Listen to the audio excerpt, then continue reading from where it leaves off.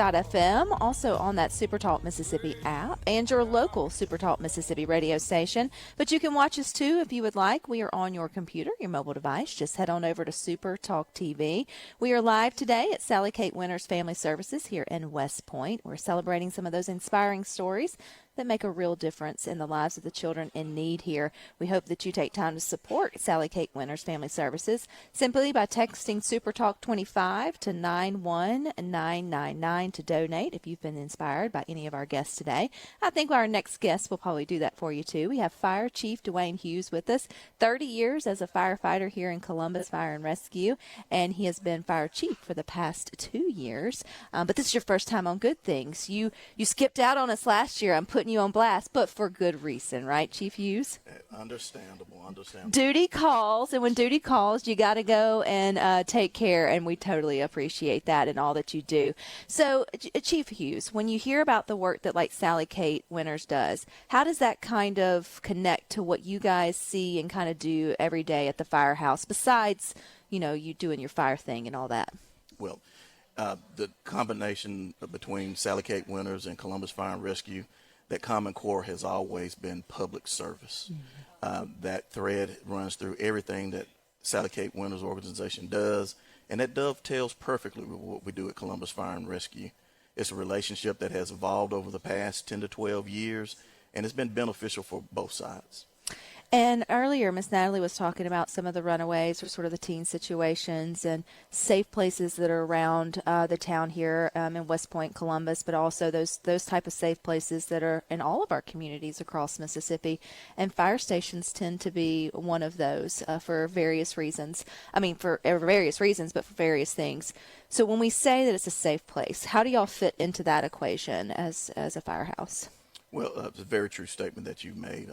Fire departments throughout the state of Mississippi are known and recognized as being safe places. But where the differentiation comes in with our relationship with Sally Kate Winters is it specifically to those teens that are in trouble.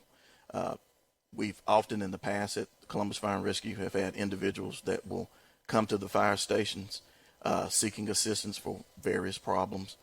But it wasn't until we got associated with the Sally Kate Winters that we really started seeing a dramatic uptick in the number of at-risk teens and other youths that actually came to our stations looking for assistance. Through all those various situations, the training that we received from Sally Kate Winters helped us and enabled us to get those troubled individuals the help that they needed. I said earlier that the relationship has been beneficial on both sides. Of course, Sally Kate Winters and the mission there is being fulfilled, but on the side of the fire department, it goes even further than that. The training and the education that we received and being able to engage these troubled youths has helped us on the emergency scenes that we've actually gone to. We've had a couple of instances there at the department where we've experienced teens that were involved in human trafficking. We've had some instances where there's been abuse, and the training and the instructions that we received from Sally Kate Winters actually helped us engage those individuals and get them help and connect them. Wow.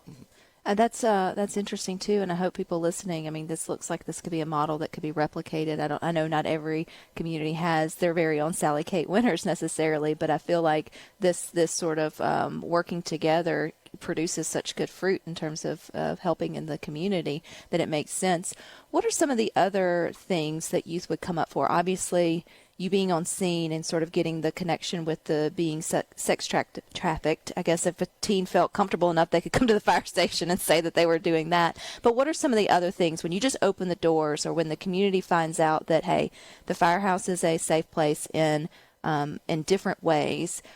Is it for food? Is it for assistance? Like, what are some of the more common things that youth feel comfortable coming to their firehouse to ask for help? Okay. Fair question. The number one instance that we have are interactions with teens or young adults, some younger children, has always been with during our festivals, especially our downtown Market Street Festival, children that are lost. The first thing they look for is that yellow safe place sign, and they're actually taught this in schools. And I've had many instances where we've had children that have come to the fire stations We've got PD, sheriff's office that are out looking for these individuals, and we get that call, and they say, hey, they're at Station 1. And the parents are, well, how did you know how to get there? And the child was, I saw the sign. I love that. We know how to go to the sign. That instance was also true in the situation we had with the human trafficking. The young female had been brought to Columbus. She was able to get away from her abductors. And in her wandering through town, she saw the Safe Place sign at our number 2 fire station. And she went in. She learned the Safe Place sign at school, at her school, in the community, and she instantly knew that's where she could go to get help. We were able to get Child Protective Services in. We had a representative from Sally Kate Winters come over. Of course, the training kicked in, and I think it really hit home when those firefighters realized the situation that that young woman was in, and that something that they had done a year or two ago, maybe not really taking it that seriously. That training kicked in, and they were able to assist. Okay, Chief Hughes, I am putting the Safe Place yellow sign. I'm like, I'm going to quiz my kids when I get home. I'm like, it's one of those things that, you talk about your first responders, or you talk lovingly about your police officers and your firemen to your kids, but it feels like I've been missing this piece. Like if you get lost, look for the sign. And you're talking about the yellow sign that just says safe, that we all know if we see, right? But then having that extra level of education, I think is brilliant, and obviously to see it working. It is. For my department, it's a badge of honor. Each and every station has that sign displayed prominently on the building or somewhere on the property out front. And you won't believe, even with the station tours, we have the young ones that come in and they point to the sign. Sometimes they point to the sign before they point That's to the awesome, fire though. trucks. So I'm a little jealous of Sally Kate Winters. No, that's good stuff. I mean, as a mom of a 5-year-old and 12-year-old, that makes my heart like super happy to know that, if they got like that, they could connect the dots so that is a safe place. How many stations do you guys have, Chief Hughes? Well, Columbus is blessed to have 5 fire stations. Each one of those stations is staffed between 3 and 9 individuals. We work 24 hours on, and there's 48 hours off. So there's 3 shifts there. At any point in time, there's always someone there at the station. Due to our training, we don't try to solve that individual's problems. Right. We just make sure that they're welcome. They want water, food. We keep them comfortable, and we have a listening ear and a warm heart until some more trained professionals arrive. Were your firefighters receptive to additional training when Sally Kate came in and was like, hey, we've got all this really heavy training to provide you guys because nothing they do is easy. It's definitely needed and it's good work. But were they open to it? Were they ready to sort of be that extra arm to the community? Well, my goodness, whenever you're dealing with 60 to 70 type A personalities, I'm going to be honest with you. When I told them that we were having the training and what it involved, all I heard was a bunch of groans and moans. And then when the training began, I think the time slot was scheduled for an hour.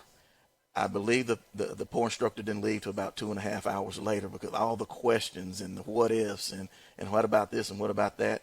And so every year there's excitement, actually, looking forward to the training. Well, and I think it's a running theme through here, Chief Hughes, even with like the CAS certification, sounds like your training. Once people are opened up to how they can help, like the problem that's there and then the tangible tools that can be of service, you can't help but not want to know more, right? I think it's when we don't really recognize that there's a problem or we don't know what to do that we kind of want to like put our head in the sand. But once a upstanding person recognizes that they can play a piece in that puzzle, then you can't help but like not want to be a part of that. That's definitely true.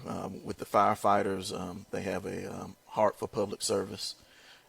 Any opportunity where they can come in and we can do something else is always great. There have been many times where we had to pull our firefighters back because they're wanting to take the children home. They're wanting to go a little further than what we normally do. But I think that just speaks volumes to the relationship between Columbus Fire and Rescue, Sally Kate Winters, and that shared mission. But it also speaks volumes to the fact that we all have our place to play, right, or our part to play, that we don't have to fix it all. It's kind of like the Good Samaritan. You do your part, and the next person does their part. And then as a community, we're able to help and restore and rescue these kids or in these situations and families. That takes a little of the load off of your team, right, that they just have to play their part. They don't have to necessarily solve the whole problem. I really agree. There's that old adage that you eat an elephant one bite at a time. And so if we each take a bite, small bite, that elephant will be devoured in no time at all. And know your safe places, right? That's Know those right. signs. It's a badge of honor. Oh,